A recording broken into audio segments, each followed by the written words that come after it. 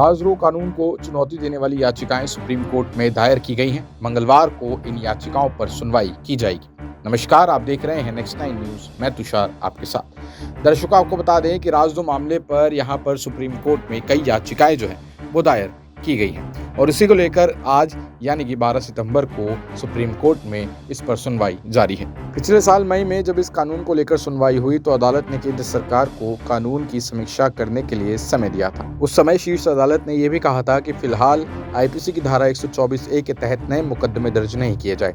जो मुकदमे पेंडिंग पड़े हैं उनमें भी अदालती कार्रवाई को रोक दिया जाए। सुप्रीम कोर्ट में दायर की गई याचिका में राजद्रोह कानून के प्रावधान के संवैधानिक वैधता को चुनौती दी गई है। ये याचिकाएं सुनवाई के लिए 1 मई को सुप्रीम कोर्ट के समक्ष आई थीं। केंद्र सरकार ने अदालत को बताया था कि दंडात्मक प्रावधान की समीक्षा पर परामर्श लेने के अंतिम चरण पर काम हो रहा है। इसके बाद शीर्ष अदालत ने सुनवाई टाल दी थी। अंग्रेजों के जमाने के राजद्रोह कानून को लेकर लंबे समय से विवाद है। इस कानून के गलत इस्तेमाल के आरोप भी लगते रहे।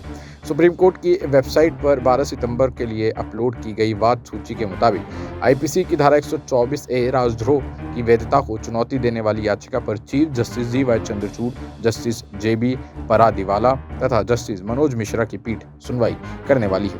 अदालत ने 1 मई को इन याचिकाओं पर सुनवाई करते हुए अटॉर्नी जनरल R वेंकट रमणी की इन दलीलों पर गौर किया था कि सरकार ने आईपीसी की धारा 124A की पुनः पड़ताल की प्रक्रिया प्रारंभ कर दी है। केंद्र सरकार ने इस साल 11 अगस्त को एक बड़ा कदम उठाया। सरकार की तरफ से ब्रिटिश कालीन भारतीय दंड संहिता आईपीसी, दंड प्रक्रिया संहिता CRPC और भारतीय साक्ष्य अधिनियम की जगह लेने के लिए लोकसभा में 3 नए विधेयक पेश किए। सरकार ने कहा कि अब राजद्रोह कानून को पूरी तरह खत्म किया जा रहा है। राजद्रोह कानून के तहत अधिकतम आजीवन कारावास तक की सजा का प्रावधान है।